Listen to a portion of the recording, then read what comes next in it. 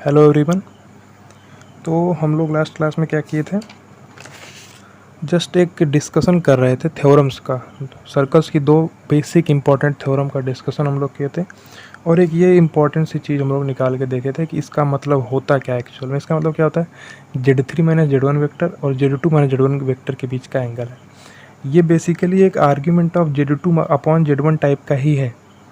हम लोग argument of Z2 upon Z1 का मतलब क्या है, Z1 और Z2 के बीच का एंगल होता है, जो कि डिस्कशन हम पहले भी कर चुके हैं।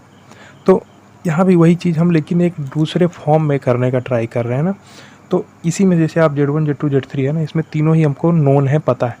अगर इसमें से कोई एक वेरिएबल होता, ठीक है, मान लीजिए कि जो Z1 है ये वेरिएबल है, तो Z3 minus Z upon Z2 minus Z हो जाएगा। तो उस Z का लोकस हम उसको थोड़ा सा समझना चाहते हैं। बेसिकली हम लोग लोकस का टॉपिक अभी इसके बाद में देखने वाले हैं। अभी यहाँ पे हम कंप्लीट करेंगे, फिर हम लोकस का टॉपिक स्टार्ट करेंगे। लेकिन आपको लोकस का हम थोड़ा सा टच यहाँ पे देना चाहते हैं, इसी पॉइंट से निकालते हुए, जो कि आपको समझ में आएगा। और उस टच को देने के लिए बेसिक दो सर्कल की थ्योरम हम लोग भी देख चुके हैं, ठीक है। तो यहाँ पे हम उसको प्रूव करके दिखाए थे। आप लोग प्रीवियस लेक्चर देख लीजिएगा इसको स्टार्ट करने से पहले, तो आपको क्लियरली समझ में आएगा। देखिए, तो हम क्या देखे थे लास्ट क्लास में, ये बेसिकली था कि आपका जो स्टेटमेंट था, हम स्टेटमेंट भी नोट कराया था, आप स्टेटमेंट को ध्यान से पढ़ सकते हैं। क्या, angle subtended bye an arc at the centre, यानी कि आप ये मान लीजिए PQ का ये छोटा वाला आर्क ले रहे हैं, तो क्या होगा, इसके द्वारा आप एंगल बनाइए सेंटर पर, और इसके द्वारा एंगल बनाइए जो दूसरा इस आर्क PQ आर्क का एक सेगमेंट बच रहा है, तो जो अल्टरनेट सेगमेंट है, आर्क सेगमेंट है, उस पर अगर कोई एंगल बनाएंगे तो उस एंगल का डबल होगा सेंटर वाला एंगल। तो इसका डिस्कशन हम लोग कर चुके हैं, क्योंकि चाहे आप थीटा एंगल है तो 2 थीटा ये होता है। ये आपको समझ में आना चाहिए, ठीक है। और इसमें दो टाइप के केसेस बन सकते हैं। जो PQ अगर हम 2 पॉइंट, अगर हम किसी सर्कल पर 2 पॉइंट को अगर डिनोट कर रहे हैं, तो हो क्या सकता है, इन दोनों पॉइंट की वजह से 2 आर्क बनेंगे, एक छोटा आर्क बनेगा, एक बड़ा आर्क बनेगा, कोई दिक्कत नहीं। तो इस टाइप का कुछ डिस्कशन है ना।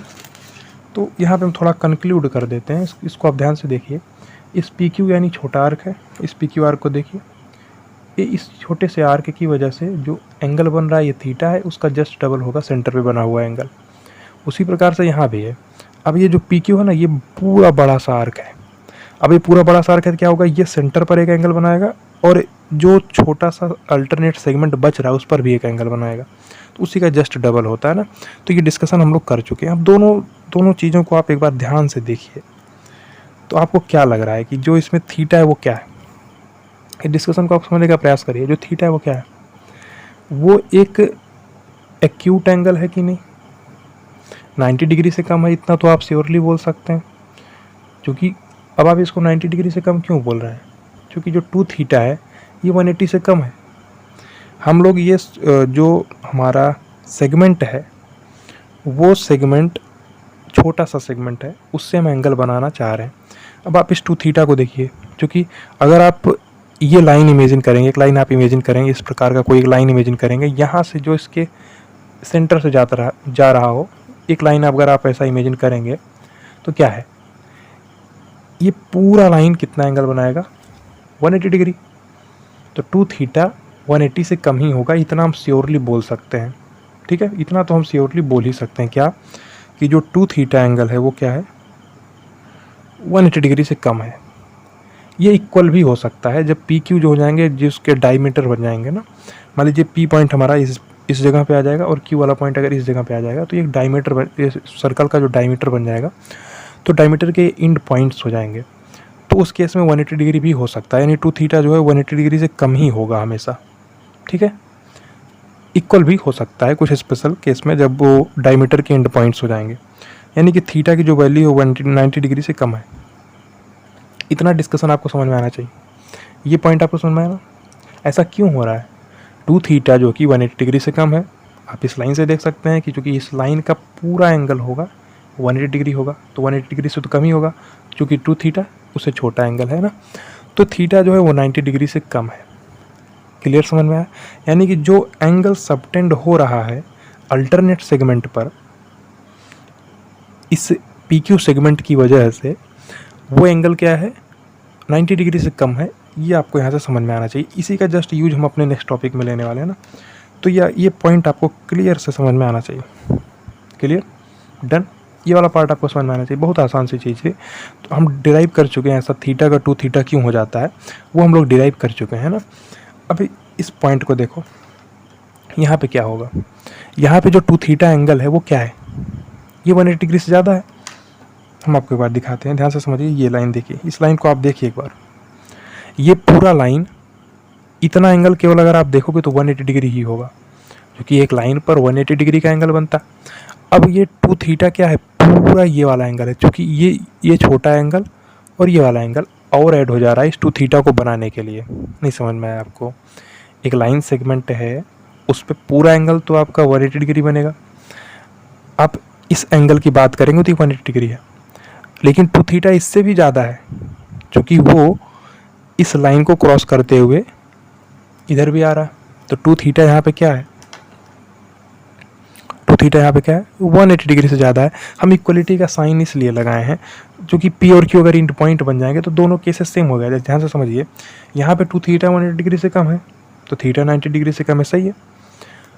90 डिग्री की इक्वल भी हो जाएगा, जब 90 डिग्री की इक्वल होगा तो पी और क्यू इंटू पॉइंट हो जाएंगे, इसके कोई दिक्कत नहीं।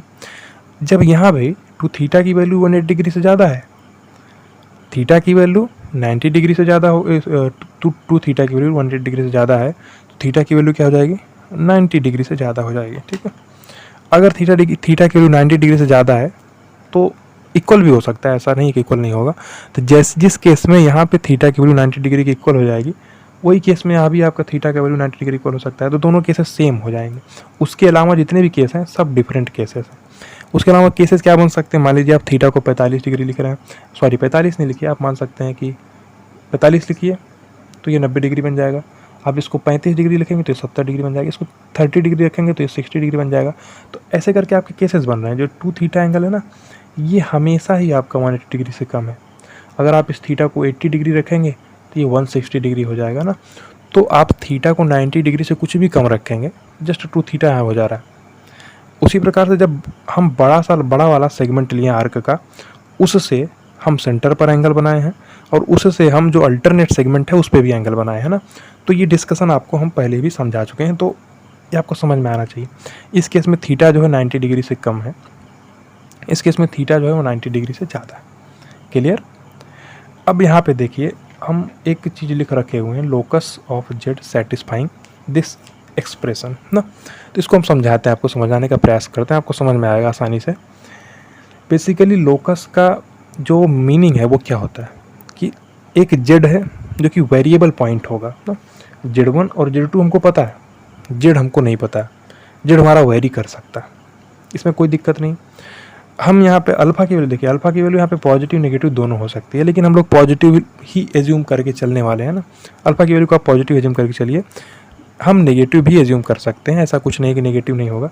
थोड़ा दिमाग लगाइए, अगर अल्फ़ा की वैल्यू नेगेटिव हो जाएगी तो क्या होगा, मान लीजिए argument of Z minus Z one upon Z minus Z two क्या हो गया, नेगेटिव हो गया। अब नेगेटिव होने का मतलब है इसको पॉजिटिव आप आसानी से बना सकते हैं, क्योंकि ये argument of Z minus Z one है, माइनस का argument of Z minus Z two है, तो इधर साइड में एक माइनस है, तो उस माइनस को आप रिमूव कर सकते हैं। तो यही जेड टू जस्ट ऊपर आपके चला जाएगा और जेड वन नीचे चला आएगा, तो वो कोई दिक्कत नहीं है, उसमें आपको परेशान नहीं होना। अब आप इतना मान के चलिए कि अल्फ़ा है, बेसिकली अल्फ़ा है सिंपल सा argument of Z minus Z one upon Z minus Z two, और अल्फ़ा की वैल्यू पॉजिटिव है। या आप अल्फ़ा की वैल्यू पॉजिटिव बोल रहे हैं, या आप इधर में मॉडुलस भी लगा सकते हैं कि आप इसका मॉडुलस लगा दीजिए, तो इसमें सारे केस कवर हो जाएंगे ना। कोई दिक्कत ऐसा नहीं है कि आपका समझ में नहीं आ रहा होगा, बिल्कुल समझ में आना चाहिए आपको, ठीक है। अल्फ़ा है तो अल्फ़ा को हम पॉजिटिव ही एज्यूम करते हुए चल रहे हैं, अल्फ़ा नेगेटिव भी हो सकता है, ठीक है। तो अल्फ़ा नेगेटिव वाला तो उसको पॉजिटिव हम बना भी सकते हैं ना, तो आपको इसमें कन्फ्यूज नहीं होना। ये पॉइंट आपको समझ में आ रहा होगा ना। अब देखिए, इसमें हम आपको 2 केसेस समझाते हैं, तो बेसिक या 3 केसेस समझा देंगे। पहला केस आप देखिए, केस नंबर फर्स्ट है, अगर अल्फ़ा की वैल्यू हमारी 0 से लेकर के π/2 तक, ध्यान से समझिए। देखिए, हम अल्फ़ा की वैल्यू 0 से π/2 तक आपको समझाना चाहते हैं ना। अब अल्फ़ा की वैल्यू 0 से π/2 हो, फिर π/2 से पाई का भी केस हम लोग देख सकते हैं ना। तो बेसिकली π/2 से पाई से ज़्यादा भी देख सकते हैं, लेकिन ये जो टर्म लिखा हुआ है ना, इसका मतलब क्या होता है, 2 वेक्टर्स के बीच का एंगल ना। तो 2 वेक्टर्स के बीच का एंगल हम बहुत देखेंगे तो 180 डिग्री तक देखेंगे, क्योंकि समझिए हम आपको थोड़ा समझाने का प्रयास करते हैं। मान लीजिए कि एक वेक्टर ये है, एक वेक्टर ये है, एक दूसरा वेक्टर ये है। तो इन दोनों के बीच का जो एंगल है ना, एक ये वाला एंगल है और एक ये पूरा बड़ा वाला भी एंगल है। तो किसी भी दो लाइन के बीच में या किसी भी दो वेक्टर के बीच में आप जब एंगल देखोगे ना, तो आपको दो एंगल दिखेगा साथ में, और उन दोनों को ऐड करने पे आपको 360 डिग्री मिलेगा। तो हम छोटा वाला एंगल प्रीफर करते हैं ना, इन दोनों वेक्टर के बीच में एंगल जो हम डिनोट करेंगे वो इसी थीटा को डिनोट करेंगे, 360 माइनस थीटा को डिनोट नहीं करेंगे ना। तो ये मैक्सिमम कितना लग जाएगा, मान लीजिए कि 180 डिग्री के बीच का एंगल हो जाएगा। अब 180 डिग्री से अगर ज़्यादा भी बढ़ेगा तो आप पूरा एंगल लेने की बजाय छोटा एंगल ले लीजिएगा। नहीं समझ में आया? मान लीजिए कि वेक्टर ये है और एक वेक्टर यहाँ पे चला है, तो आप इनके बीच का एंगल ये वाला लीजिए या डायरेक्टली छोटा वाला एंगल ले लीजिए ना। तो दो वेक्टर के बीच में जो एंगल है 180 डिग्री तक मैक्सिमम हम भेज सकते हैं ना, तो कोई दिक्कत इसमें नहीं है। उसी चीज़ का हम लोग यहाँ पे डिस्कशन करने वाले हैं, ठीक है। तो अल्फ़ा की वैल्यू अगर 0 से लेकर के π/2 के बीच में है, इक्वलिटी का साइन हम लोग नेक्स्ट अगले केसेस में देख लेंगे। मान लीजिए केस नंबर 3 में जाके देख लेंगे, जब इक्वल हो जाएगा तो क्या केस बन रहा होगा। तो बेसिकली इक्वल होने का मतलब क्या है कि आपके जो z-z1 एक वेक्टर है और z-z2 एक वेक्टर है, तो उनके बीच कोई एंगल नहीं है, यानी कि वो उसी लाइन पर ही सब आ जाएंगे। z भी उसी लाइन पर है, z1 भी उसी लाइन पर है, z2 भी उसी लाइन पे। अगर 0 हो जा रहा है तो ठीक है। अगर π/2 हो जा रहा है तो और केस बन सकता है। अब आप इसको समझने का, जो एक्सप्रेशन लिखा हुआ है इसको हम आपको समझाने का प्रयास करते हैं। देखिए, जो प्रीवियस क्लास का डिस्कशन था, इस जगह पर अगर आपको ध्यान में आया हो तो बिल्कुल, अगर ये चीज़ आपको समझ में आई ना तो आपको कोई दिक्कत नहीं होने वाला, ठीक है। ये आपको समझ में आया होगा तो आपको कोई दिक्कत नहीं होगा। हम यहाँ पे समझाए थे ना, PQ वेक्टर PR वेक्टर करके पूरा डिटेल में समझाए थे कि ऐसा क्यों हो रहा है ना। तो यही फॉर्म यहाँ पे लिखा हुआ है। क्या लिखा हुआ है? Argument of z-z1 upon z-z2 करके लिखा हुआ है ना, जो हमारा जो अगले पेज पे है चल रहा है। तो अल्फ़ा हमको यहाँ पे दिया गया है। अब अल्फ़ा की अलग अलग वैल्यूज़ के लिए हमारा z क्या हो रहा है, कैसे वेरी करने वाला, यही हमको चेक करना है, ठीक है। थोड़ा समझने का प्रयास करिए, हम थोड़ा डायग्राम बनाते हैं इसका, ठीक है। तो जो बेसिकली जो चीज़ लिखी हुई है ना, इसको आप समझने का प्रयास करिए। देखिए, इसका मतलब क्या है, argument of z-z1 upon z-z2 मतलब कि z-z1। तो z-z1 मतलब क्या होगा, z1 से स्टार्ट होगा z तक जाएगा, तो ये वाला केस बनेगा। वो z1 से स्टार्ट होगा z तक जाएगा, ये वेक्टर। z-z2 मतलब z2 से स्टार्ट होगा z तक जाएगा, ठीक है, ये वाला वेक्टर। तो एक्चुअल में दोनों चीज़ें सेम ही हैं। हम आपको बता रखे हैं कि अगर आपको दो वेक्टर के बीच का एंगल देखना है तो या तो उनका टेल जुड़ा रहा है या तो उनका हेड जुड़ा रहा है ना। तो वो दोनों केसेस सेम ही बताएंगे, उनके बीच का जो एंगल आपको देखना होगा वो एंगल सेम ही आएगा, बशर्ते आपका हेड से हेड जुड़ा होना चाहिए और टेल से टेल जुड़ा होना चाहिए ना। अगर हेड से टेल जुड़ा होगा तो एंगल डिफरेंट हो जाएगा, ठीक है। अब समझिए, जो ये आर्ग्यूमेंट ऑफ z-z1 लिखा हुआ है अपॉन z-z2, इसको आप इस प्रकार से भी लिख सकते हैं, क्या, argument of z1 - z upon z2 - z। ये भी लिख सकते हैं कि नहीं आप, बिल्कुल सेम ही है, कोई डिफरेंस नहीं है। बस हम क्या किए, ऊपर में एक नेगेटिव साइन से मल्टीप्लाई करा दी, नीचे भी नेगेटिव साइन से मल्टीप्लाई करा दिए। जस्ट हम z को बाद में लेके आए हैं। अब ये आपको समझ में आना चाहिए कि हम z को बाद में क्यों लेके आए। समझिए, z1 - z मतलब क्या होगा, z से स्टार्ट होकर z1 तक जाएगा, यानी कि z से स्टार्ट होकर z1 तक जा रहा है। ये समझ में आया आपको। अब z2 - z मतलब z से स्टार्ट होकर z2 तक जाएगा, वही चीज़ यहाँ z से स्टार्ट होकर z2 तक जा रहा है ना। तो आप ये जो रेड पेन से हम बना रखे हैं ना, वो ये वाला केस है, जो डायरेक्टली सा लिखा हुआ उसी को हम बना रखे हैं, उसी को थोड़ा इंटरचेंज कर दिए, बाकी फॉर्म दोनों सेम ही है, कोई भी डिफरेंस नहीं है उन दोनों में। बट एक ही चीज़ बदला है, क्या कि वेक्टर का डायरेक्शन जो है वो बदल गया। अब दोनों वेक्टर के हमारे टेल मिल रहे हैं, पहले दोनों वेक्टर के हेड मिल रहे थे ना, लेकिन कोई दिक्कत नहीं, इनके बीच का एंगल अल्फा ही है। आप दो वेक्टर के बीच का एंगल या तो उनके टेल जुड़ रहे हो या तो इनके हेड जुड़ रहे हैं, तो अल्फा दोनों के बीच का एंगल है ना, कोई दिक्कत नहीं। तो यही अल्फा एंगल है हमारा, अब जो कि 0 से π/2 के बीच में है। तो आप समझने का प्रयास करिए कि जो ये ए पॉइंट है यानी जेड है, ये क्या वेरिएबल पॉइंट है, बी और सी तो फिक्स है। यहाँ पे आपको समझ में आना चाहिए, बी और सी जो है वो फिक्स पॉइंट है, ए है जो कि एक वेरिएबल पॉइंट है। आपको कोई दिक्कत इसमें होना नहीं चाहिए। देखिए, यहाँ पे हम लोग डिटेल में डिस्कशन कर चुके हैं ना कि ये सब क्यों आता है ना, पूरा बहुत ही आसानी से ब्रीफ में डिटेल में डिस्कशन किए हुए हैं। वेक्टर से कैसे रिलेट किए हुए हैं कॉम्प्लेक्स नंबर को, बहुत अच्छे से डिस्कशन हुआ है। आप प्रीवियस क्लासेस में जाएंगे ना तो आपको पूरा एकदम डिटेल में डिस्कशन मिलने वाला, ठीक है। तो जो नए लेक्चर है अभी जो हम चल रहा है ना, तो इन सबको देखने से पहले आपको प्रीवियस कंप्लीट कर लेना है, तब जाके आपको यहाँ पे क्लियरली समझ में आएगा। ठीक है, तो इस चीज़ को आपको समझना चाहिए। यहाँ पे जो अल्फ़ा की वैल्यू 0 से π/2 के बीच में है ना, तो हमको क्या देखना है कि लोकस जेड किस एक पाथ पर चलेगा ना। लोकस का मतलब यही होता है कि किस पाथ को फॉलो करने वाला है हमारा जेड। अब समझिए कि जो बी पॉइंट है और सी पॉइंट है, ये दोनों फिक्स पॉइंट है कि नहीं है, फिक्स पॉइंट है, और ये अल्फ़ा हमारा बदल रहा है ना। अब थोड़ा सा आप समझने का प्रयास करिए कि हम कैसे प्रीवियसली रिस्क को रिलेट करना चाहते हैं। देखिए, आपके पास एक पॉइंट है बी, एक पॉइंट है सी, ठीक है। ये दो फिक्स पॉइंट है, ये बदल नहीं रहे। तो बी का जो हमारे पास कॉम्प्लेक्स नंबर है वो Z1 है, सी का जो कॉम्प्लेक्स नंबर है वो Z2 है, ठीक है। कोई दिक्कत नहीं, जो हम लिख रहे हैं उसको आपको समझा रहे हैं, ध्यान से समझने का प्रयास करिए।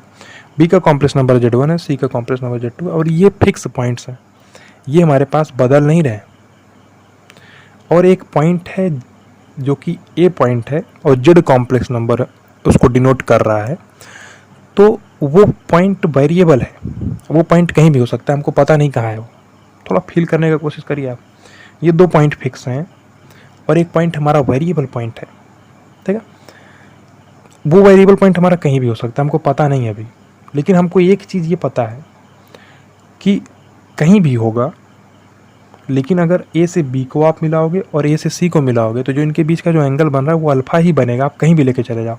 ये इसका मतलब यही जो हम यहाँ पे लिख रखे हैं ना, आर्ग्यूमेंट ऑफ Z-1 Z-2, इसका मतलब ही यही है कि Z-1 और Z-2 के बीच का जो एंगल है वो हमारे पास क्या है, अल्फा ही है, फिक्स है। अल्फा फिक्स है, या 0 से π/2 के बीच में एक एंगल है जो कि फिक्स वैल्यू ले रहा है। मान लीजिए अल्फा की वैल्यू मान लीजिए 45 डिग्री है, तो 45 डिग्री फिक्स है और जेड हमारा वेरी कर रहा है, ठीक है।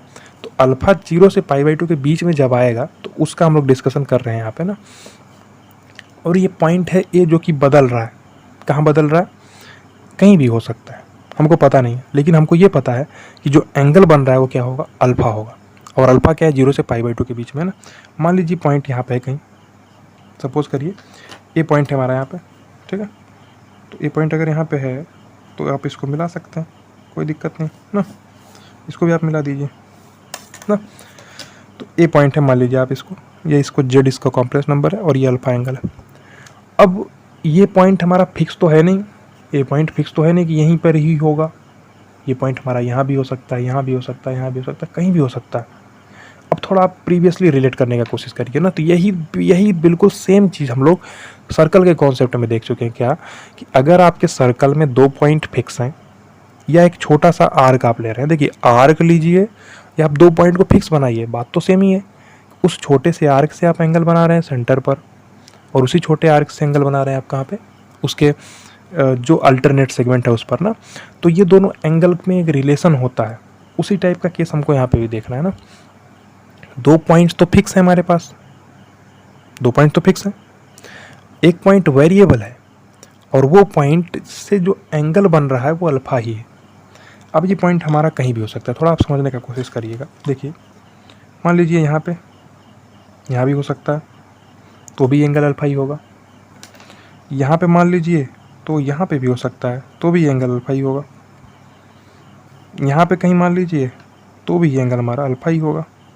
तो ये कहीं भी जा सकता है, हमको कुछ इसका एक, तभी तो हम लोकस देख रहे हैं कि जेड कहीं भी जा सकता है, वेरिएबल पॉइंट है और अल्फा एंगल बना रहा है, वो अल्फा एंगल भी 0 से π/2 के बीच में है। तो वो जेड कहाँ पे जा सकता है ये हम देखना चाहते हैं। मान लीजिए कि इधर है कहीं तो भी एंगल अल्फा ही बना रहा है। तो अब आप इसको फील करने का कोशिश करिए, जस्ट प्रीवियस कॉन्सेप्ट से, जस्ट इससे रिलेट करने का कोशिश करिए दोनों को। वहाँ पे पी और क्यू दो फिक्स पॉइंट थे और इस छोटे से आर्क से हम एंगल बना रहे थे सेंटर पर और उसके जो अल्टरनेट सेगमेंट है उस पर ना। तो उसी के जैसा ही ये पॉइंट है, आपको फील हो रहा है कि नहीं।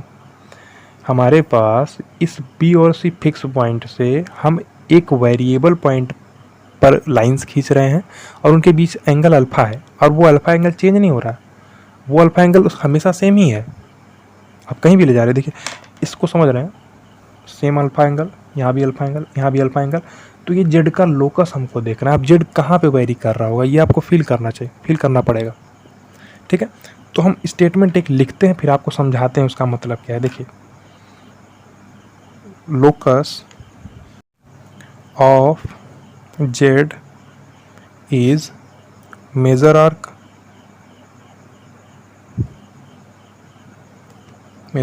of circle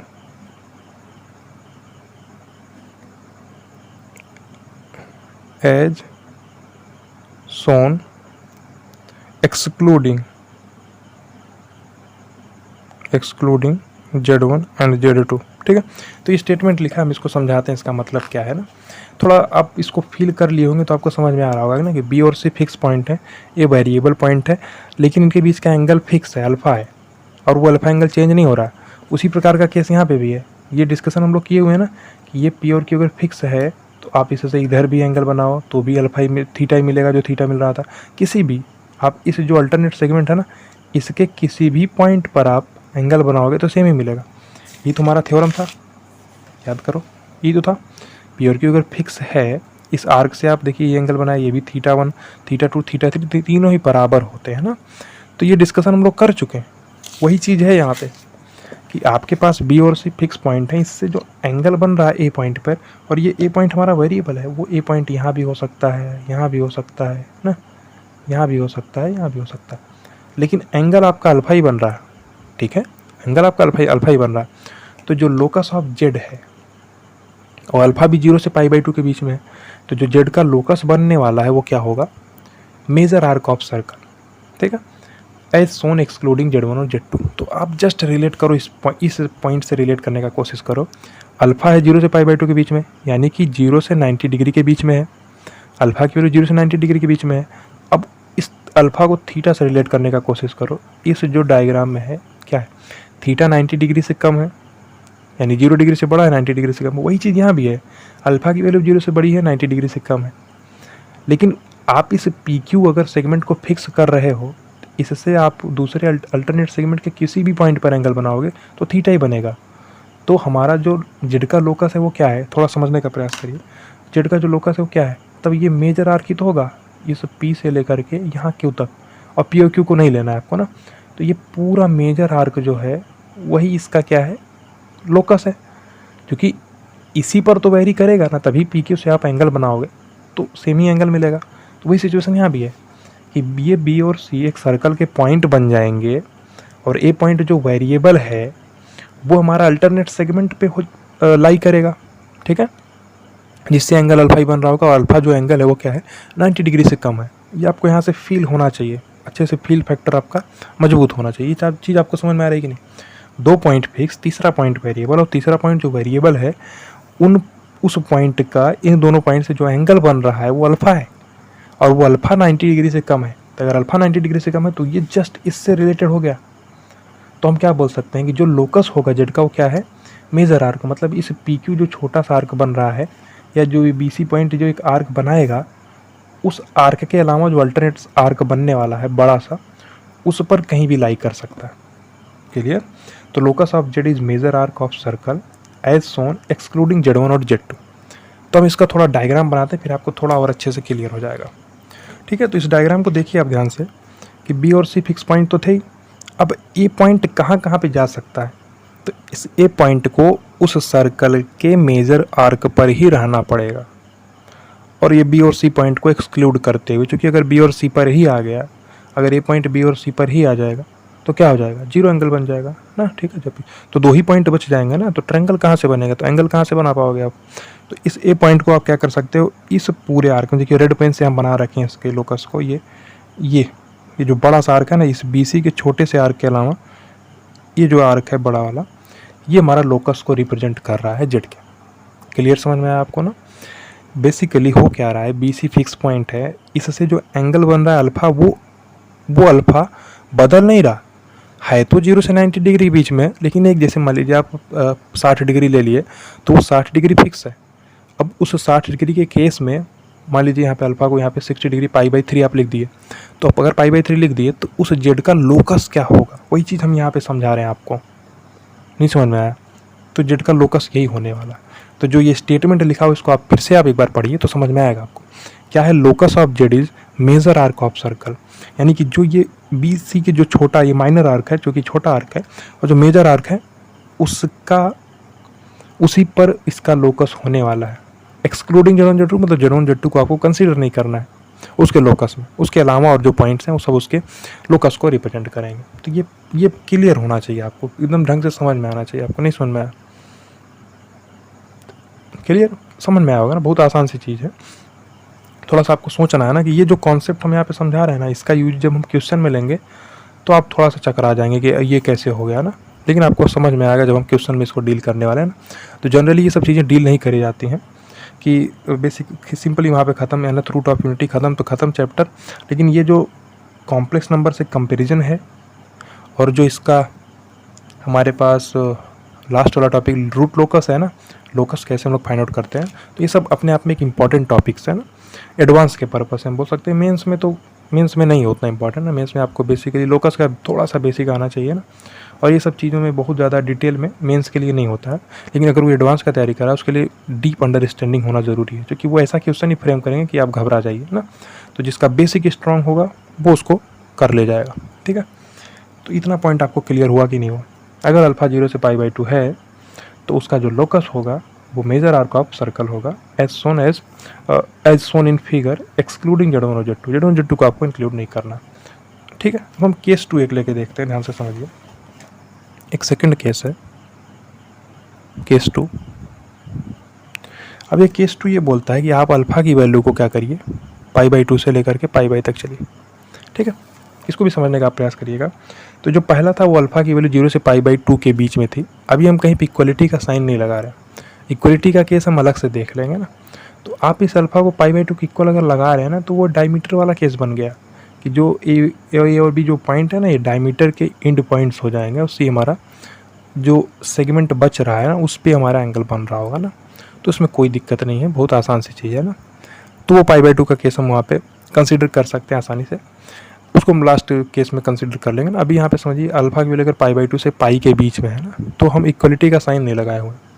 अब समझिए, अब भी सेम चीज़ है, जैसे पहले था वही सेम चीज़ यहाँ भी है कि दो फिक्स पॉइंट हैं। अब भी वही चीज़ है, अल्फ़ा की वैल्यू π/2 से बड़ी हो चुकी है, मतलब बी और सी तो फिक्स पॉइंट है, उसमें कोई बदलाव नहीं हुआ। पॉइंट जो वेरी कर रहा है हमारा वो थोड़ा सा चेंज हुआ है, जो कि ऐसी जगह पे इसको वेरी करना पड़ेगा या ऐसी जगह पे इसको मूव करना पड़ेगा जिससे कि अल्फ़ा की वैल्यू आपकी 90 डिग्री से ज़्यादा हो जाए। यही तो डिस्कशन हम लोग को करना। अब समझिए 90 से 180 डिग्री की बात कर रहे हैं। मान लीजिए अल्फ़ा यहाँ पे एक 135 डिग्री है ना, तो 135 डिग्री अगर आप अल्फ़ा को बना रहे हैं तो जो इसका डबल होगा वो सेंटर पे एंगल बन रहा होगा, यानी कितना एंगल 270 डिग्री। तो 270 डिग्री एंगल आपका सेंटर पर बनना चाहिए। तो हमारा ये कौन सा केस बन रहा होगा, ये केस बन रहा है। दो फिक्स पॉइंट हैं आपके पास फिर से, ठीक है। आपके पास क्या है, फिर से हम एक बार उसको बनाने का कोशिश करते हैं। आपके पास क्या है, दो फिक्स पॉइंट्स हैं, एक पॉइंट है ए है और एक पॉइंट है बी, ठीक है। अब इन फिक्स पॉइंट से हम सिंपल से समझने का प्रयास करिए। ये पॉइंट मान लो बी है, ये पॉइंट है सी, ये Z1 कॉम्प्लेक्स नंबर है और ये Z2 कॉम्प्लेक्स नंबर है। अब जो हमारा तीसरा पॉइंट है ए, जो कि वेरिएबल पॉइंट है, वो क्या है, वो एक ऐसे पाथ पर मूव कर रहा है जिससे कि एंगल जो है वो π/2 से π के बीच में आना चाहिए ना।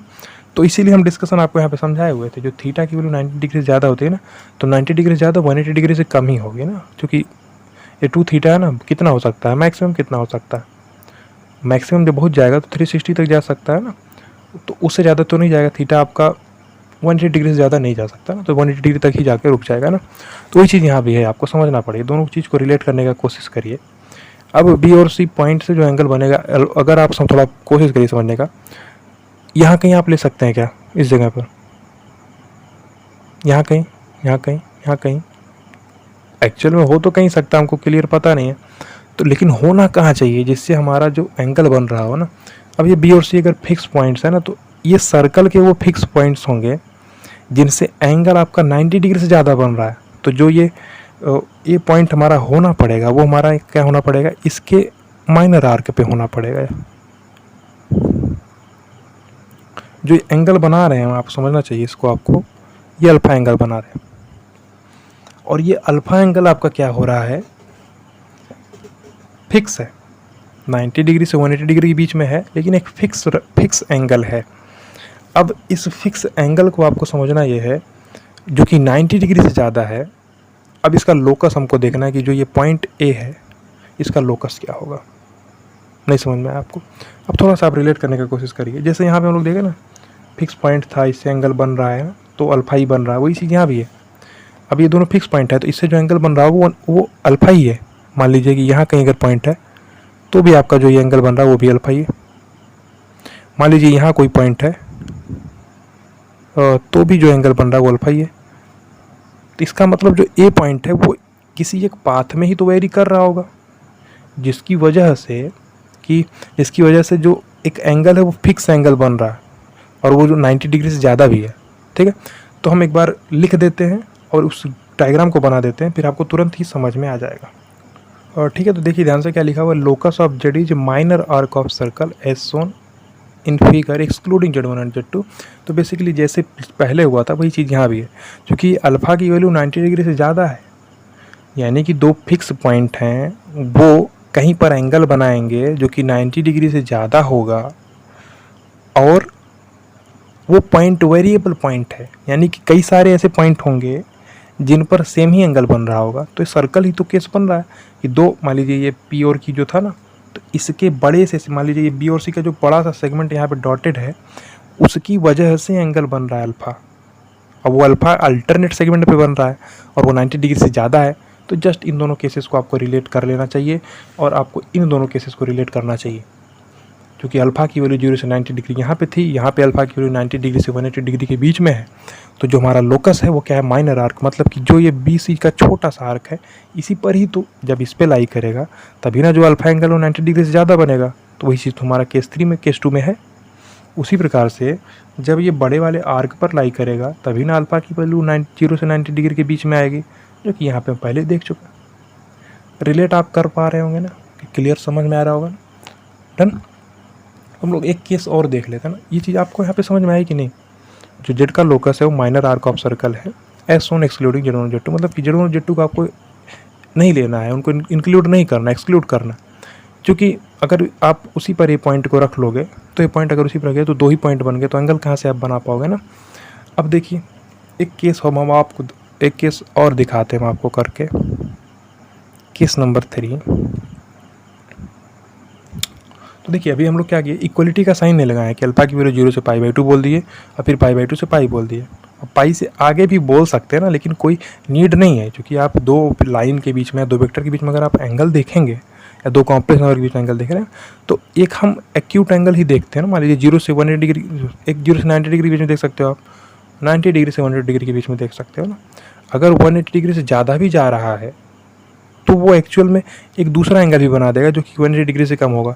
ये बेसिकली उसके जैसा है जब हम लोग देखे थे क्या, argument, principal value of argument जो होता था, या एम्पलीट्यूड जो था ना, बहुत पहले डिस्कशन हुआ उसका। तो वहाँ पे यही चीज़ हम लोग किए थे ना, कि हम अपने जो प्रिंसिपल वैल्यू ऑफ आर्ग्यूमेंट है उसको कहाँ से कहाँ तक रखते थे ना, 0 से रखते थे हम लोग 180 डिग्री के बीच में। ठीक है, तो वही चीज़ था यहाँ वहाँ पे भी ना, सॉरी कहाँ से कहाँ तक रखते थे, -180 डिग्री से 180 डिग्री बीच में रखते थे ना, आपको याद होगा, कोई दिक्कत नहीं। अब वही चीज़ हम एक केस 3 और लेते हैं। क्या, मान लीजिए अल्फ़ा की वैल्यू हमारे पास क्या है, 0 है और पाई है। ठीक है, देखिए दोनों केस में अगर आप अल्फ़ा की वैल्यू 0 लेते हैं, मतलब क्या है, बेसिकली समझने का यही है कि जो बी और सी फिक्स पॉइंट्स हैं, बी और सी फिक्स पॉइंट्स हैं और एक पॉइंट वेरिएबल है। अब इन बी और सी फिक्स पॉइंट्स से आप वेरिएबल पॉइंट को मिला रहे हैं, आपका एंगल मिलना चाहिए 0 डिग्री या पाई मिलना चाहिए। अब समझिए आप ये आप कहाँ हो सकता है, थोड़ा फील करने का कोशिश करिए। ये पॉइंट है बी, ये पॉइंट है सी, ये Z1 कॉम्प्लेक्स नंबर है, ये Z2 कॉम्प्लेक्स नंबर है। तो एक Z कॉम्प्लेक्स नंबर का ए पॉइंट है जो कि हमको पता नहीं है कहाँ पे है, हम कहीं भी हो सकता है वो। ठीक है, तो जो हमारा एक केस था क्या था, argument of Z - Z1 point Z - Z2, ये क्या है, अल्फ़ा के बराबर है।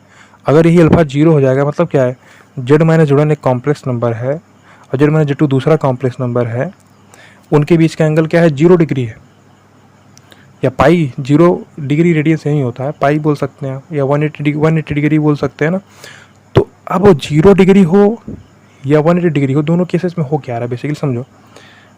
अगर आप ए पॉइंट को कहीं लेके देखिए, मान लीजिए आप ए पॉइंट को यहाँ पे लेते हैं, तो जो ये एंगल बनेगा देखिए AB और ये AC, इनके बीच का कुछ ना कुछ तो एंगल आएगा, नहीं समझ में, कुछ ना कुछ तो एंगल आएगा।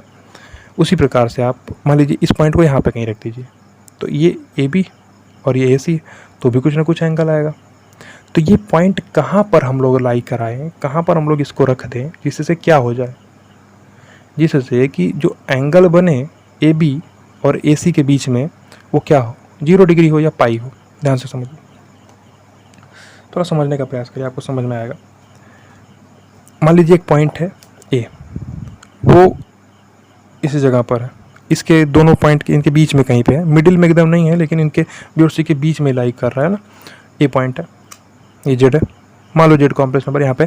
तो AB यानी कि अगर आप Z1 Z1 की बात करोगे, यानी Z1 से स्टार्ट होगा Z तक जाएगा, ये एक वेक्टर है। अब Z माइनस Z2 मतलब Z2 से स्टार्ट होगा Z तक जाएगा, ये वेक्टर है। ये चीज़ तो है। या आप उल्टा भी कर सकते हो, यहाँ पे आप Z1 माइनस Z2 कर सकते हो कि Z से स्टार्ट हो रहा हो Z1 तक जा रहा हो ना, ये केस भी आप लेके देख सकते हो, ये ठीक है। तो इन दोनों के बीच में एंगल कितना है, 180 डिग्री है। आपको समझ में आ रहा है कि नहीं। उसी प्रकार से हमारा ये भी केस हो सकता था ना, तो जो Z है वो कहाँ पे लाई कर रहा है, B और C के बीच में लाई कर रहा है, तो 180 डिग्री बन रहा है ना। अगर ये इनके आउटसाइड लाई करेगा, ध्यान से समझो, ये B पॉइंट है, ये C पॉइंट है, Z1 कॉम्प्लेक्स नंबर है, Z2 कॉम्प्लेक्स नंबर है ना। तो मान लीजिए कि हमारा C पॉइंट यहाँ कहीं है, सॉरी C ने A पॉइंट है, A पॉइंट है Z यहाँ कहीं। तो होगा क्या, जब आप Z माइनस Z1 निकालोगे, मतलब क्या है, Z1 से स्टार्ट हुआ Z तक गया, ये वेक्टर, ठीक है। Z माइनस Z2 मतलब Z2 से स्टार्ट हुआ Z तक गया, ये वाला वेक्टर। यानी कि दोनों वेक्टर पैरेलल ही हो गए, एक ये छोटा सा वेक्टर था और एक बड़ा वाला वेक्टर, तो दोनों के बीच में एंगल कितना होगा, 0 डिग्री, क्योंकि दोनों ही समानांतर हैं। यहाँ पे क्या थे, जस्ट अपोजिट थे, यहाँ पे पैरेलली ही हो चुके हैं, यहाँ पे एंटी पैरेलल थे, तो एंटी पैरेलल थे तो 180 डिग्री एंगल होगा उनके बीच में। जब पैरेलल ही हो जाएंगे तो 0 डिग्री उनके बीच का एंगल आ जाएगा ना, यहाँ पे 0 डिग्री एंगल हो गया। तो अब ये Z पॉइंट थोड़ा सा आप इमेजिन कर सकते हैं कि Z पॉइंट कहाँ कहाँ पर लाई कर सकता है, ठीक है। ये Z पॉइंट हमारा इनके बीच में कहीं आ सकता है, बाहर कहीं आ सकता है, इधर भी कहीं आ सकता है, लेकिन उसका जो लोकस होगा, आप इस लोकस को ध्यान से लिख सकते हैं। हम स्टेटमेंट लिख रहे हैं, जैसे 2 स्टेटमेंट लिख चुके हैं ना, तो उसी प्रकार से यहाँ भी हम एक स्टेटमेंट लिख रहे हैं। स्टेटमेंट को ध्यान से आप देखिएगा, locus of Z is a straight line, a straight line passing through Z1 and Z2, ठीक है। इस चीज़ को आपको समझना चाहिए कि जब Z1 और Z2 के बीच में आप उस पॉइंट को ले रहे हो तो क्या हो रहा है, 180 डिग्री का एंगल बन रहा है। अब जब इनके आउटसाइड आप लोगे तो आपको 0 डिग्री का एंगल बनेगा, ठीक है। आप बाहर भी रख सकते, मान लीजिए आप इस पॉइंट को यहाँ पे रख देते हैं ना, तो भी आप देख के समझ सकते हैं, तो कोई दिक्कत नहीं है। तो इनके बीच का जो एंगल है वो 0 डिग्री आ रहा है। तो जो Z पॉइंट हमारा कहीं कहीं भी लाई कर सकता है, देखिए इस पर कहीं भी लाई कर सकता है, इस लाइन पर, यहाँ यहाँ यहाँ यहाँ यहाँ कहीं भी लाई करेगा। जब इनके अंदर में लाई करेगा तो 180 डिग्री का एंगल बनने लगेगा, बाहर जाके लाई करेगा तो 0 डिग्री का एंगल बन रहा होगा। तो ये फील आपको होना चाहिए।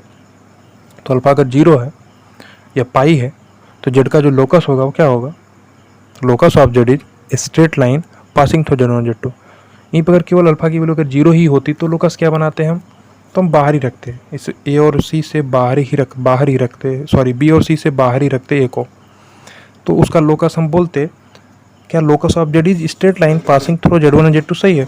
लेकिन ये जो इनके जो B और C लाइन है इसको छोड़ते हुए हम बोलते तब ना, ठीक है। इसमें कोई दिक्कत आपको होनी नहीं चाहिए, क्लियर। तो लोकस ऑफ Z क्या है, तो Z पॉइंट हमारा कहीं भी हो सकता है ना। अब Z पॉइंट कहीं भी हो सकता है, इसका मतलब ये है Z पॉइंट अगर B पर ही हो गया या C पर ही हो गया तो क्या हो जाएगा, तो 2 ही पॉइंट रह गए ना। तो आप एंगल कैसे देखोगे ना, तो वो बाय डिफ़ॉल्ट है कि आप B और C पर नहीं रखने वाले हैं उसको ना। तो ये पॉइंट आपका कहीं भी हो सकता है कि Z1 Z2 से जो लाइन जा रही है उन पर आप कहीं भी रखिए, B और C पर मत रखिए। B और C पर अगर आप रखेंगे तो जो 3 पॉइंट्स अभी तक चल रहे हैं तो 2 ही पॉइंट हो जाएंगे, कोई दिक्कत नहीं, ठीक है। तो यहाँ तक आपको कोई समस्या होनी नहीं चाहिए, ठीक है। तो अच्छा डिस्कशन हो गया ना। अभी हम लोग एक केस और देख लेते हैं, उसके बाद हम लोग इस क्लास को एंड करेंगे। तो इस केस में क्या है, अल्फ़ा की जो वैल्यू है वो π/2 है। इसका मतलब क्या है कि जो z-z1 एक वेक्टर होगा और जो दूसरा वेक्टर है z-z2, इनके बीच का एंगल π/2 है ना। अब यहाँ पे थोड़ा सा एक आपको डिफ़िकल्टी फेस हो सकता है, आप थोड़ा सा डाउट में आ सकते हैं, कन्फ्यूजन कुछ क्रिएट हो सकता है, वो हम आपको समझाते हैं क्यों ऐसा होगा। देखिए, जो ये argument of z-z1 upon z-z2 लिखा हुआ, तो जस्ट पहले तक हम लोग यहाँ पे देख चुके हैं, इसमें आपको कोई दिक्कत नहीं हुआ ना। जब अल्फ़ा की वैल्यू हम 0 से π/2 तक लिए ना, तो उसका लोकस हम समझा दिए आपको क्या हुआ कि मेजर आर्क होने वाला है। उसके बाद हम लोग देख के जब π/2 से पाई के बीच में आएगा ना, लेकिन हम लोग वहाँ पे कहीं इक्वलिटी का साइन नहीं लगाया था ना, यहाँ पे इक्वलिटी का साइन है, यानी कि अल्फ़ा की वैल्यू है π/2। तो इस केस में आपको समझाने का कोशिश करते हैं कि लोकस क्या होने वाला है ना। तो जस्ट इसी केस से अगर आप रिलेट करेंगे ना, तो यहाँ पे अल्फ़ा की वैल्यू π/2 से कम थी, तो जो मेजर आर्क आया, अगर ये अल्फ़ा के लिए π/2 है तो ये डायमीटर के एंड पॉइंट्स हो जाएंगे ना। लेकिन यहाँ पे थोड़ा सा एक कन्फ्यूजन का पॉइंट है, उसको हम आपको दूर करते हैं। ध्यान से देखिए, हम उसका डायग्राम बना देते हैं, फिर आप देखिए। तो देखिए, इसका अगर हम लोग डायग्राम बनाने का कोशिश करें, देखिए ये पॉइंट है, मान लीजिए आप बी पॉइंट है z1 और ये सी पॉइंट है z2। इनको डायमीटर का एंड पॉइंट ही होना पड़ेगा, जो कि जो एक वेरिएबल पॉइंट है उस पर एंगल कितना बन रहा है, 90 डिग्री। तो सेंटर पर जो एंगल बन रहा होगा 180 डिग्री का बन रहा होगा ना। तो लेकिन जो ये पर्टिकुलर चीज़ है, argument of z-z1 upon z-z2, ये अगर 90 डिग्री है तो कहीं कहीं आपको मिल जाएगा बुक में लिखा हुआ कि इसका जो लोकस होने वाला है वो होगा पूरा सर्कल। लेकिन ऐसा होता नहीं है ना। देखिए, ये जो चीज़ लिखी हुई है ना, ये एक स्पेसिफिक चीज़ हो गई कि आपको z-z1 को z-z2 से 90 डिग्री आगे ही रखना है। नहीं समझ में आया आपको? इस पे आपको जोर देना है। अगर हम सिंपली यही चीज़ लिख दिए हैं, इसका मतलब z-z1 हमेशा ही आपका एंटी क्लॉकवाइज आगे है, तभी तो ऊपर में आया और यहाँ पे प्लस का π/2 है ना।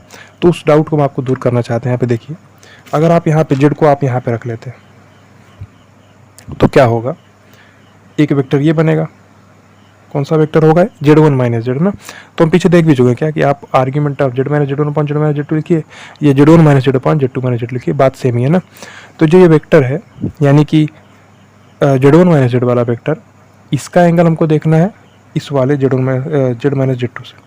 ठीक है, इस चीज़ को आप समझने का प्रयास करिए। हमको क्या देखना है, हमको एक जो z1 - z वेक्टर है ये, और ये z2 - z वेक्टर है, इनके बीच का एंगल देखना है। अब यही एंगल हमको 90 डिग्री दे रखा है। अब समझिए, अगर आप 90 डिग्री यहाँ पे देखना चाहते हैं तो z-z1 जो है उसको आपको आगे रखना पड़ेगा ना। तो z-z1 को अगर आप आगे रखोगे तो इस टाइप का कुछ केस बनेगा। नहीं समझ में आया आपको? तो आप कैसा एंगल देखना चाहेंगे, तब आपको ये वाला एंगल देखना पड़ेगा, ये वाला एंगल। लेकिन यहाँ पे आपको एक थोड़ा सा समस्या ये हो जाएगा, अगर आप ये वाला एंगल लोगे तो ये एंगल क्या है, क्लॉकवाइज डायरेक्शन में हो गया, और क्लॉकवाइज डायरेक्शन में एंगल नेगेटिव होता। तो बट यहाँ पे π/2 है, इसलिए यहाँ पे एक दिक्कत हो जाएगा। अगर आप z1 को यहाँ पे रख रहे हो, z2 को यहाँ पे रख रहे हो, तो ये z जो है पॉइंट हमारा ऊपर नहीं हो सकता, क्योंकि अगर ये ऊपर हो जाएगा तो आपको दिक्कत हो जाएगा। नहीं समझ में आया? अगर ये ऊपर हुआ तो जिनके बीच का एंगल बनेगा वो एंगल हमारा क्लॉकवाइज डायरेक्शन में हो गया। अब ये क्लॉकवाइज डायरेक्शन में होने का मतलब है, देखिए जो z1 - z है वो z2 - z से 90 डिग्री आगे है, सही है, लेकिन ये क्लॉकवाइज में आ गया है, एंटी क्लॉकवाइज में नहीं। तो ये एक्सप्रेशन यहाँ पे गलत सिद्ध हो जाएगा ना। लेकिन अगर यही z पॉइंट हमारा नीचे हो जाए तो हमारा काम सेटिस्फाई हो सकता है। देखिए, आप मान लीजिए z पॉइंट यहाँ पे, ठीक है, तो आपका जो z1 - z होगा वो ये वाला वेक्टर होगा, और जो z2 - z होगा वो ये वाला वेक्टर होगा। कोई दिक्कत नहीं। अब समझिए, अब जिनके बीच का एंगल है 90 डिग्री, सही है, उसका आप मैग्नीट्यूड देखोगे तो 90 डिग्री है, उसमें कोई दिक्कत नहीं। अब जो z - z1 है वो हमारा, या z1 - z जो है वो z2 - z से क्या 90 डिग्री आगे है, यानी कि यहाँ से कितना डिग्री आगे है, 90 डिग्री। अब ये समझिए, यहाँ पे आपका फुलफिल हो गया। नहीं समझ में आया? तो इस जगह पे आपका फुलफिल हो जा रहा है। अगर आप जो पॉइंट है z, उसको आप दूसरे वाले सेगमेंट में रख ले रहे हैं, जैसे ये इस वाले सेगमेंट में रखने पे आपका सेटिस्फाई नहीं हो रहा, लेकिन अगर आप इस वाले सेगमेंट में रख लेंगे तो आपका सेटिस्फाई हो जाएगा। ठीक है, क्योंकि इसमें रखने के बाद क्या हो रहा है कि जो z1 - z है वो हमारा z2 - z से 90 डिग्री आगे चला गया। ठीक है, अब वही चीज़ हमारा एक्सप्रेशन में लिखा हुआ है, तो ये सेटिस्फाइड हो चुका है।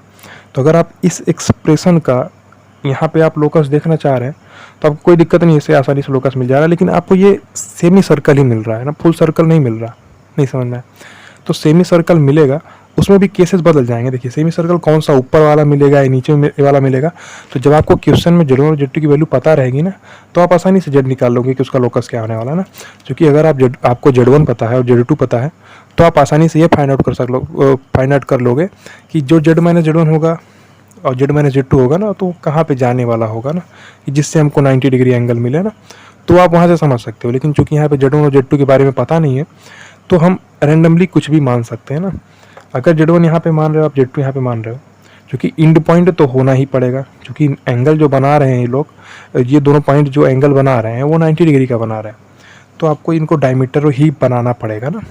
ये डायमीटर ही है, ठीक है, डायमीटर के इंड पॉइंट पे है, ठीक है। अब एक चीज़ और समझने का प्रयास करिए। तो यहाँ पे आप सेटिस्फाई हो गया। अब देखिए, मान लीजिए कि जो ये बी पॉइंट है Z1 वो इस साइड में होता, ये बी पॉइंट है Z1 और ये सी पॉइंट है Z2 इस साइड में। तो देखिए है इसी के जैसा ये केस, लेकिन इस वाले केस में क्या होगा कि जो Z पॉइंट है या जो वेरिएबल पॉइंट जो कि चेंज हो रहा है, वो हमारा इस अपर हाफ सेमी सर्कल जो है इस वाले में सेटिस्फाइड हो जाएगा। देखिए ध्यान से, मान लीजिए पॉइंट यहाँ पे कहीं, कौन सा पॉइंट है, ये ए पॉइंट है, Z कॉम्प्लेक्स नंबर है। अब Z माइनस आपको Z2 ये मिलेगा और Z माइनस Z1 आपको ये मिलेगा, ठीक है। Z माइनस Z2 ये मिलेगा, Z माइनस Z1 ये मिलेगा। अब चूंकि Z माइनस Z1 जो है वो Z माइनस Z2 से 90 डिग्री आगे है, इस एक्सप्रेशन का मतलब यही होता है। इस एक्सप्रेशन का मतलब आपको समझ में आना चाहिए। अब जो Z माइनस Z2 है ये उससे 90 डिग्री आगे, मतलब ये 90 डिग्री आगे, इसमें कोई दिक्कत नहीं है, तो ये सेटिस्फाइड कर दे रहा है। नहीं समझ में आया? तो इस वाले केस में जब आप Z1 को इस इधर साइड लेफ्ट साइड का एंड पॉइंट माने हैं, Z2 को राइट साइड का एंड पॉइंट माने हैं, तो जो Z पॉइंट है वो हमारा जो लोअर हाफ वाला है पार्ट सर्कल का, उसमें सेटिस्फाई हो रहा है। लेकिन अगर आप Z1 को इधर मान लिए, Z2 को इधर मान लिए, तो ये अपर हाफ वाले सर्कल को सेटिस्फाई कर रहा है ना। देखिए यहाँ से आपको कॉन्सेप्ट लेना है, समझना है, कि आपको सीखना स्टार्ट करना है कि कैसे सोच सकते हैं आप। इस जगह पे आपको सोचना जरूरी है, नहीं तो आप बोल देंगे कि चलिए 90 डिग्री दिखा तो Z का जो लोकस है पूरा ही सर्कल हो जाएगा, लेकिन ऐसा नहीं होता है ना। अगर यहाँ पे argument of Z minus Z1 upon Z minus Z2 का मॉड्यूलस लगा होता तो हम बोल सकते थे। अगर मॉड्यूलस लगा होता तो हम पूरा सर्कल बोल देते, उसमें भी आपको Z1 और Z2 पॉइंट को एक्सक्लूड करना पड़ता है, यानी उसको आप कंसिडर नहीं कर सकते, ठीक है। तो इस जगह पे आपको पूरा समझ में आना चाहिए, कोई दिक्कत नहीं होनी चाहिए ना। ये समझ में आया कि नहीं? हम एक बार फिर से रिपीट करते हैं। ये 90 डिग्री है ना। अब ये पॉइंट Z हमारा कहीं भी हो सकता है, ये हमको पता नहीं कहाँ पे होना है, लेकिन हम इसको देख के समझना चाहते हैं कि जो Z माइनस Z1 है ये एक वेक्टर होगा और एक Z माइनस Z2 वेक्टर होगा, इनके बीच का एंगल क्या है, वो π/2 है। वही चीज़ हम क्या कि Z माइनस Z1 को आप Z1 माइनस Z कन्वर्ट कर लीजिए, चूँकि एंगल ही देखना है। आप Z माइनस Z1 और Z माइनस Z2 के बीच का एंगल देखो, या Z1 माइनस Z और Z2 माइनस Z के बीच का एंगल देखो, तो वही में हम कन्वर्ट कर दिए है ना। तो जब 90 डिग्री की बात थी, अब इसको देख के हम यही बोल सकते हैं कि जो Z माइनस Z1 है वो Z माइनस Z2 से ज़्यादा आगे भी होगा। नहीं समझ में आया? देखिए ये क्या है, Z1 माइनस Z1 वेक्टर है और ये Z2 माइनस Z वेक्टर है ना। तो Z1 माइनस Z वाला वेक्टर 90 डिग्री आगे होना चाहिए, वो भी एंटी क्लॉकवाइज डायरेक्शन में, लेकिन यहाँ पे क्लॉकवाइज आगे हो जा रहा है, तो ये Z हमारा अपर हाफ वाले में नहीं हो सकता है ना। तो ये अपर हाफ वाले में हो ही नहीं सकता, इसको लोअर हाफ वाले में होना पड़ेगा। इस केस में क्या हो रहा है, इसको लोअर हाफ में नहीं रख सकते आप, इसको आपको अपर हाफ में ही रखना पड़ेगा। तो ये प्रॉब्लम को आप इसको ख़त्म करने के लिए आप क्या कर सकते हैं, मॉड्यूलस लगा सकते हैं। देखिए अगर आप ऐसा लिख देते हैं, क्या argument of Z minus Z1 upon Z minus Z2, इसका मॉड्यूलस आपको दे रखा है π/2। अगर इसका मॉड्यूलस π/2 है, इसका मतलब क्या है कि जो argument of Z minus Z1 upon Z minus Z2 है, ये क्या है, प्लस माइनस π/2 है, यानी कि वो π/2 भी हो सकता है और माइनस π/2 भी हो सकता है। तो इसका मतलब ये है कि जो Z1 माइनस Z वेक्टर आएगा वो Z2 माइनस Z से 90 डिग्री आगे भी हो सकता है और पीछे भी हो सकता है। अब पीछे का मतलब क्या है, क्लॉकवाइज भी बोल सकते हैं। जैसे आप किसी दो वेक्टर हैं, एक वेक्टर को आप दूसरे वेक्टर से 90 डिग्री एंटी क्लॉकवाइज आगे बोल रहे हैं, ठीक है। अगर आप वही नेगेटिव बोल देंगे, नेगेटिव एंगल, कि मान लीजिए कि बोल रहे हैं कि आप माइनस 90 डिग्री एंटी क्लॉकवाइज आगे है, इसका मतलब 90 डिग्री क्लॉकवाइज पीछे है, मतलब तो ये हुआ। तो उसी प्रकार का केस यहाँ पे बनने वाला है ना। तो अगर आप ये चीज़ लिख दोगे ना तो आप Z1 जो Z का लोकस आने वाला है वो हमारा पूरा सर्कल बन जाएगा। लेकिन इन दोनों पॉइंट को आपको एक्सक्लूड करना पड़ेगा। कौन से दो पॉइंट? बी और सी को, क्योंकि बी और सी तो हो नहीं सकते ना, क्योंकि अगर इसी पर ही Z आ जाएगा तो वो एंगल ही नहीं बन पाएगा ना, क्योंकि वो पॉइंट उसी पर अगर लाई कर जाएगा तो वहाँ पे नहीं बन पाएगा केस, ठीक है। तो पॉइंट आपको समझ में आना चाहिए ना। आप अपनी लैंग्वेज में नोट करेंगे, आप पहले समझना ज़्यादा ज़रूरी है ना, नोट तो आप खुद कर ही लेंगे। क्लियर है?